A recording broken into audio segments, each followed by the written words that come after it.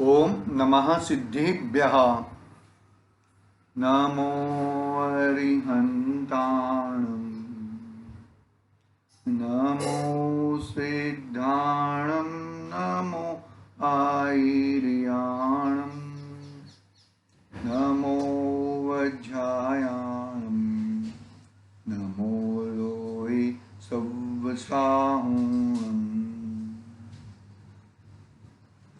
मंगलम भगवान वीरो मंगलम गौतमो गणी मंगलम कुंदकुंडार्यो जैन धर्मोस्तु मंगलम सर्वमंगल्य मंगल्यम सर्वकल्याणकारकम प्रधानं सर्वधर्माणां जैनं जयतु शासनं। जैनं जयतु शासनं। येनात्मबोधयतात्मेव परत्वेनैव चापरम् अक्षयानन्दबोधाय तस्मै सिद्धात्मने नमः। चेतिले चेतन चेत्या विना किम चालसे।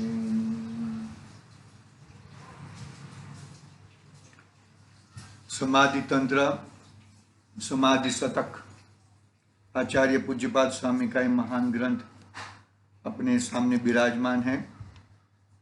13वीं गाथा आज प्रारंभ करना है। आज गाथाओं का रिवीजन नहीं लेते हैं, समय थोड़ा ज़्यादा चला जाता है, इसके लिए वो रिवीजन लेने का थोड़ा ऐसा आया कि रिवीजन नहीं लेना। रिवीजन तो सब अपने आप करेंगे, बरोबर है। कल हमने जो विसर्जन पाठ की जो अंतिम कड़ी है ना, देह क्षतों जेनी दशा वर्ते देहातीत ये ज्ञानी ना चरणमा। ज्ञानी कहो या प्रभु कहो, ये प्रभु ना चरणों माँ हो वंदन अगणित। प्रभु कहो या ज्ञानी कहो, दोनों एक ही बात है। प्रभु भी ज्ञानवान है और ज्ञानी भी ज्ञानवान है। कोई व्यक्ति विशेषता की कुछ बात नहीं है, लेकिन प्रभु भी ज्ञानवान है। प्रभु किसे कहे?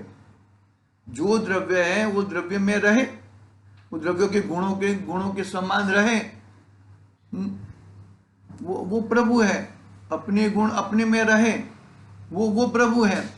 और ज्ञानी भी वही है, ज्ञान के धारिक है कि देह क्षतों, और वही चीज की बात अपनी 13वीं गाथा में आएगी। वही संदर्भ में है, समझ लो कि देह क्षतों जेनी दशा वर्ते देहातीत ये ज्ञानी ना ये प्रभु ना चरणों माँ हो वंदन अगणित। थोड़ा शब्द में आगे पीछे देख लेना, बाकी बात तो वही है और कुछ इसमें कुछ फर्क नहीं है। अपनी 13वीं गाथा आज प्रारंभ करेंगे। अभी बहिरात्मपना का धीरे धीरे आचार्य देव संकेलेंगे। 15वीं गाथा तक बहिरात्मापना है, बाद में अंतरात्मा की बात करेंगे। देखते हैं, देखो हाँ, अंतरात्मा की बात 16वीं गाथा से प्रारंभ होएगी। बहिरात्मपना इतना मजबूत पड़ा है यह जीव को। बहिरात्मपना मतलब क्या? कि बाहरी चीजों में आत्मपना, जो तेरे नहीं है, तेरे संयोग में है, तेरे से जुदी है, उसमें आत्मपना। बहिरात्मा, बाहर में आत्मबुद्धि, उसका नाम है बहिरात्मपना। शरीर में आत्मबुद्धि, संयोगों में आत्मबुद्धि, रुपये पैसों में आत्मबुद्धि, जहां पे भी जाओ वहां पे आत्मबुद्धि। वो आत्मबुद्धि तोड़ने की बात है। आत्मबुद्धि किसके कारण हुई? कि अध्यवसाय के कारण। उल्टी अपने में भी आत्मबुद्धि मानता है, शरीर में भी आत्मबुद्धि मानता है। अपना बोले तो शरीर में आत्मबुद्धि मानता है, और दूसरे के शरीर में ही उसका आत्मा मानता है। ऐसा क्यों करता है? कि अध्यवसाय, विभ्रम, अज्ञान, अविद्या के कारण करता है वो। क्या कितने सारे शब्द के अध्यवसाय, अविद्या, अज्ञान, विभ्रम, इसके कारण ये सब करता है। आई बात समझ में? ऐसा क्यों करता है कि उसको होना है सुखी, बरोबर है, उसको होना है सुखी, और सुख कहां ढूंढता है? पर में। बल्कि सुख कहां पर है? अपने में है। और पर में क्या है? दुख ही दुख है। आप कैसे कह सकते हो कि पर में दुख ही दुख है? दिखता है भाई, जिसका संयोग है वो वियोग के साथ जन्मता है, और यदि संयोग है तो अनिष्ट का संयोग उसको दुख करता है, और इष्ट का संयोग सुख करता है। अरे जो इष्ट का संयोग अभी सुख करता है, वही थोड़ा समय बाद वही अनिष्ट हो जाता है, और अनिष्ट इष्ट हो जाता है। बात समझ में आ रही है कि नहीं आ रही है? इष्ट अनिष्ट की परिभाषा समय समय बदलते रहता है वो समय समय वो बदलते रहता है इष्ट अनिष्ट की परिभाषा। इष्ट अनिष्ट की परिभाषा वो इस तरह से नहीं लेता। किस तरह से नहीं लेता? कि भाई परद्रव्य तो परद्रव्य है, संयोगी भाव तो संयोग में ही है, वो मेरे में नहीं है, वो चीज मेरे में नहीं आ सकता, मैं उसमें नहीं जा सकता। तो ऐसे बहिरात्मपना को छोड़ने की बात चल रही है यहाँ पर आचार्य देव, ऐसे बहिरात्मपना को त्यागने की बात कर रहे हैं। केवी गाथा पढ़ेंगे, पढ़ के देखेंगे कैसे क्या है। देखो, दे स्वबुद्धिरात्मानं युनकते तेन निश्चयात् स्वात्मनेवात्माधिस्तस्मा द्वियोजित देहिनम्। क्या कहते हो?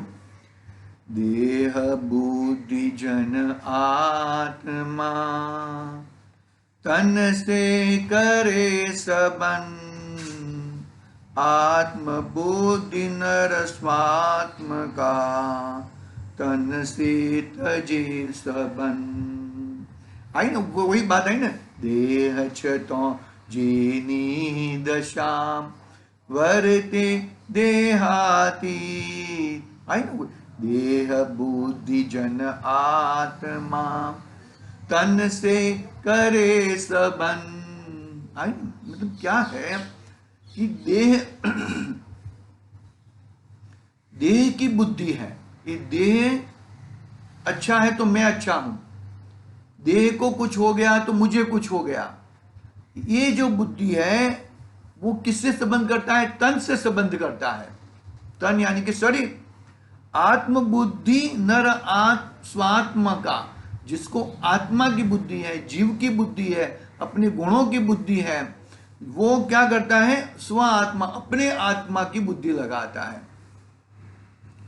अपने आत्मा की बुद्धि लगाता है। और तन से तजे संबंध, तन से पूरा संबंध को तोड़ डालता है, तन से संबंध को जिंदा नहीं रखता, तन से संबंध को भगा देता है। बात समझ में? क्या क्या बात है कि देह बुद्धि जन आत्मा का तन से करे संबंध, आत्म बुद्धि नर स्वात्म का तन से तजे संबंध।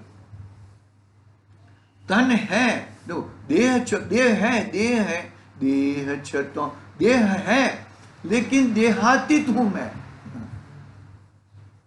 बरोबर है? देह है, लेकिन देह होने के बावजूद भी मुझे तो मेरी बुद्धि मेरे आत्मा में लगानी है। यदि देह का अपमान नहीं होएगा, अरे देह का अपमान की बात नहीं है, किसी का अपमान, किसी का मान, ऐसा नहीं है। यहां पर तो मैं कौन हूं उसका स्वीकार करना है हमें। अपना क्या है, मैं कौन हूं, मेरा स्वरूप क्या है, उसका स्वीकार करना है हमें।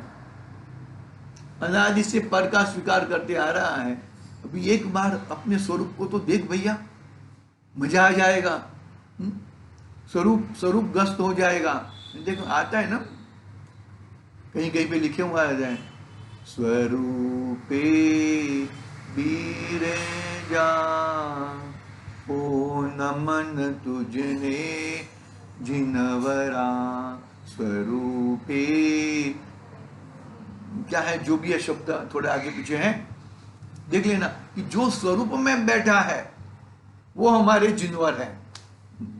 ऐसे हमारे जिनवर होते हैं अपने स्वरूप में, अपने स्व आत्मा के रूप में जो विराजमान है। मैं अनुवाद पढ़ूंगा। देखो, शरीर में आत्मबुद्धि करने वाला बहिरात्मा निश्चय से अपने आत्मा को उसके साथ, शरीर के साथ जोड़ता है, संबंध करता है, अर्थात दोनों को एक रूप मानता है। परंतु अपने आत्मा में ही बुद्धि करने वाला अंतरात्मा अपने आत्मा को उस शरीर से, उससे शरीर से पृथक भिन्न करता है। आई बात तुम्हें? अरे शरीर है, शरीर है, शरीर शरीर में है, देह देह में है, देह मेरे में नहीं है, मैं देह में नहीं हूं।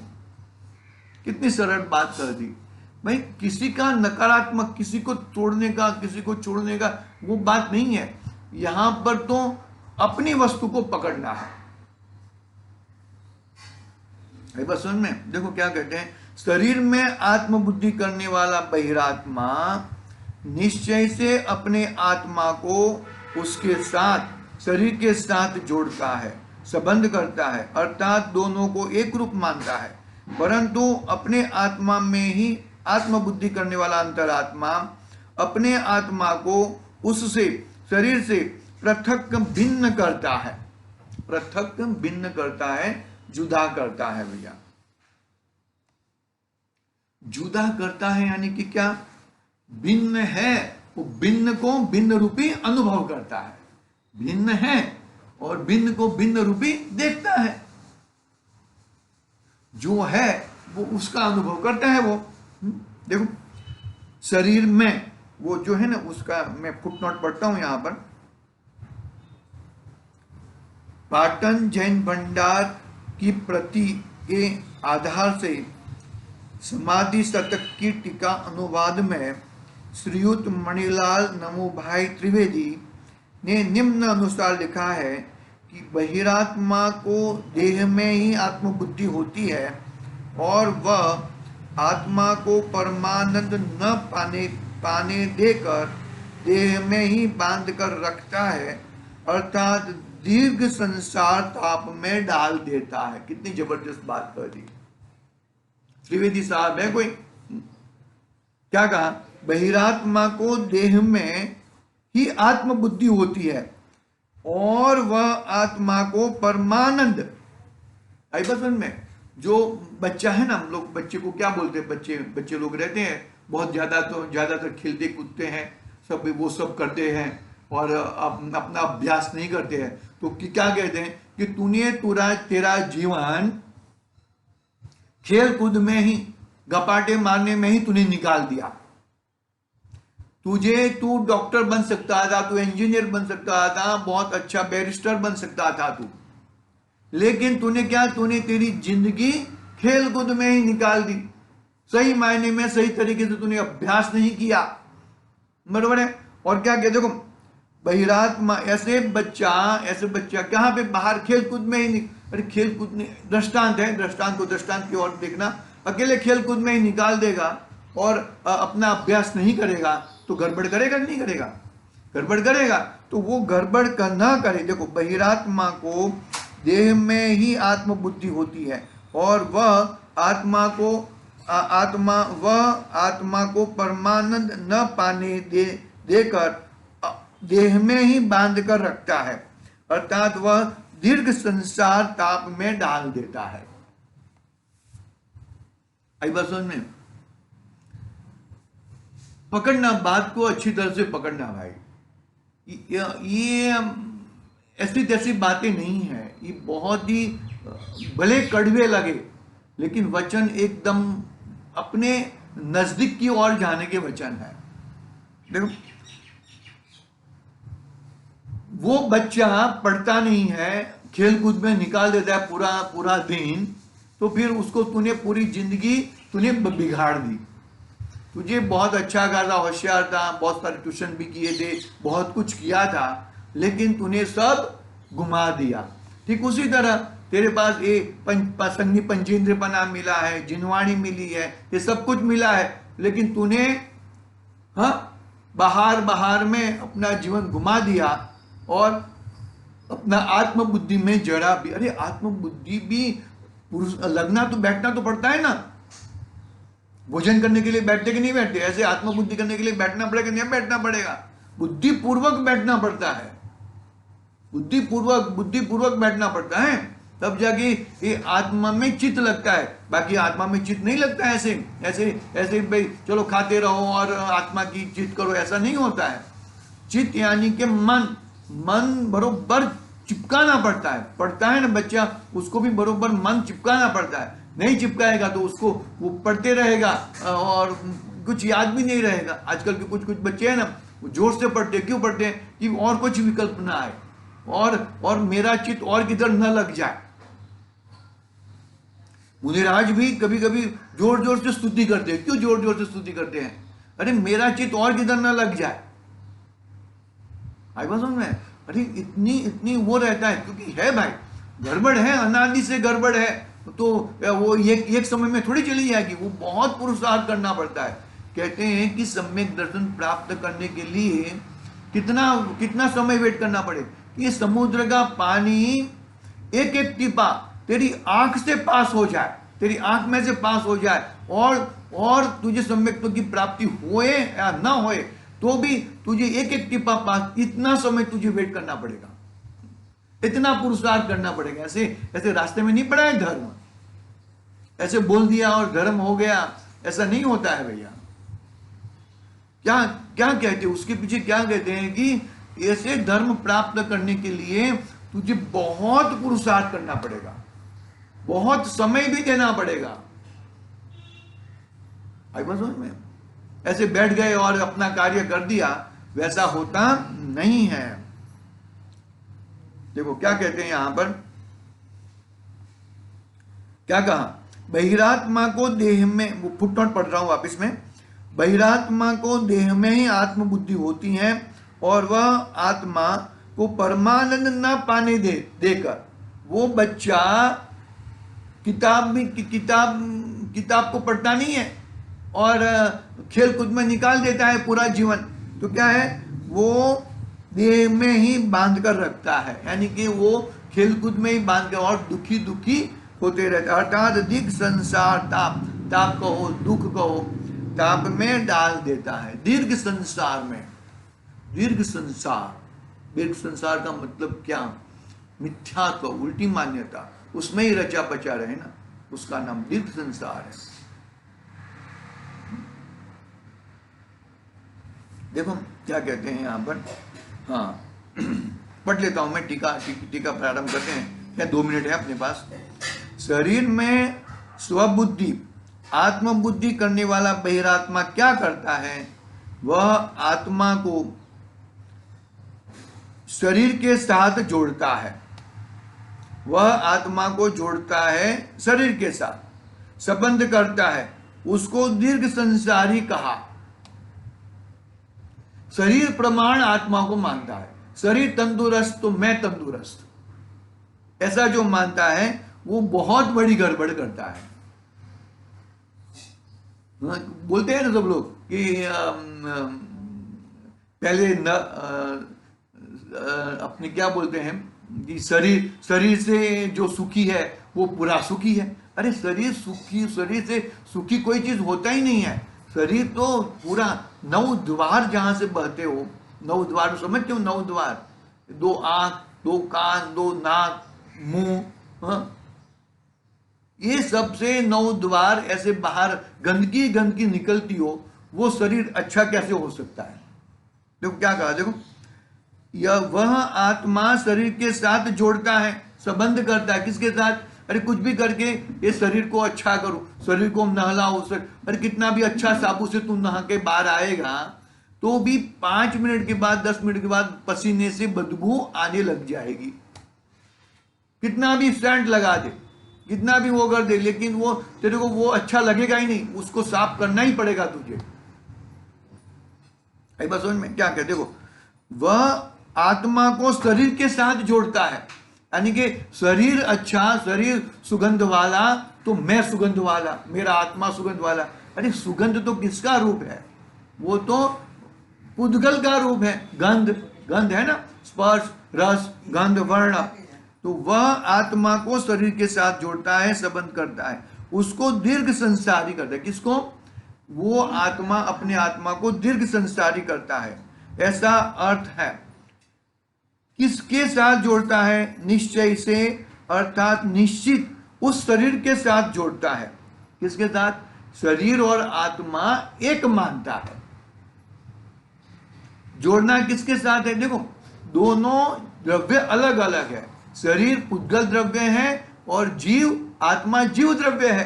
तो जीव द्रव्य आत्मा द्रव्य के साथ एक में कभी हो सकता नहीं है, लेकिन उल्टी मान्यता से, मिथ्यात्व से वो क्या मानता है?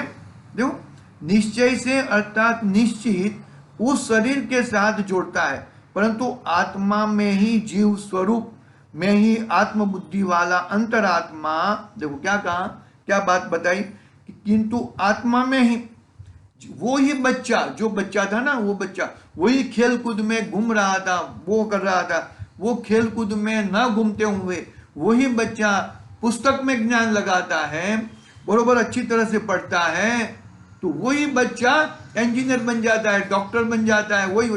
तो वो क्या बोलता है यहाँ पे आचार्य देव क्या कहना चाहते हैं कि जो बच्चा, जो जीव शरीर के साथ देह प्रमाण, शरीर के साथ एकत्व, ममत्व, कर्तृत्व, भोगत्व कर रहा था, वही वहां से चित्त को छोड़कर वहां से अपने आत्मा के साथ लगाता है। देखो, आत्मा में ही, जीव स्वरूप में ही आत्मबुद्धि वाला अंतरात्मा, अभी अभी धीरे धीरे आचार्य देव अंतरात्मा की तरफ जा रहे हैं। बहिरात्मा की बात बहुत कर ली, अभी अंतरात्मा की बात करेंगे आचार्य देव। तो क्या, देखो, आत्मा में ही, जीव स्वरूप में ही आत्मबुद्धि वाला अंतरात्मा निश्चय से उस आत्मा को, उससे शरीर से, अरे खेल कूद चलना, खेलने के लिए, अरे भाई रुक जा, मेरे को होमवर्क करना है, मुझे लेसन करना है, मुझे एक क्वेश्चन है, आंसर तैयार करने हैं, मैं अभी खेल कूद के लिए नहीं आऊंगा। ऐसा कहता है ना, जो बच्चा पहले खेल कूद कर रहा था, अभी वही बच्चा क्या बोलता है कि मैं अभी खेल कूद में, उसका आ गई ना, उसको मालूम पड़ गया कि भाई इससे मुझे मेरा कल्याण होने वाला नहीं है, फिर भी कभी कभी जाता है खेलने के लिए, लेकिन उसकी चित्त कहाँ पे रहता है? वहां पे खेल कूद में जाते हुए फिर भी उसका, मुझे इतना होमवर्क बाकी है, मुझे इतना करना पड़ेगा, यहाँ पे ज्यादा टाइम दे दूंगा तो वहां पे कम टाइम रह जाएगा, इस तरह से वापस वहां से छूटता है। ठीक उसी तरह यह जीव अपने अंतरात्मा में, समझ में आई बात? नहीं आई। अपने अंतरात्मा में, अपने आत्मा में, आत्मा को टाइम देकर, देखो क्या कहते हैं, आत्मा में ही, जीव स्वरूप में ही आत्मबुद्धि वाला अंतरात्मा निश्चय से उस आत्मा को उस शरीर से पृथक करता है। वो खेल कूद से वो बच्चा पृथक करता है। ठीक उसी तरह यह आत्मा अपने शरीर से, अपने संयोगों से, अपने क्रोधादि भावों से, अपने रागादि भावों से, अपने 5 इंद्रिय संबंधी विषय, द्रव्य इंद्रिय, भाव इंद्रिय और इंद्रियों ना, भाव इंद्रिय ना, विषयभूत पदार्थों से अपने को छूटा करता हुआ आगे बढ़ता है और अपना कल्याण करता है। चलो आज की बात यहाँ पे पूरी करते हैं। देखो, आत्मा में ही, जीव स्वरूप में ही आत्मबुद्धि वाला अंतरात्मा निश्चय से उसे, आत्मा को उससे पृथक करता है, शरीर के साथ असंबंध करता है। शरीर जुदा, आत्मा जुदा। देखो भाई, यही पूरी जिनवाणी का सार है और यही करना है हमें, चाहे ये भाव में हो या अगले भाव में हो। लेकिन ये संस्कार की बात आई थी ना, तो यही आत्मबुद्धि के संस्कार हमें साथ में रखने चाहिए। आत्मबुद्धि के संस्कार रहेंगे तो कभी न कभी वेद विज्ञान की धारा खुलेगी, और वो वेद विज्ञान की धारा खुले, ऐसी मंगलमय भावना से आज की बात यहाँ पे पूरी करते हैं। आज के लिए ओम नमः सिद्धे।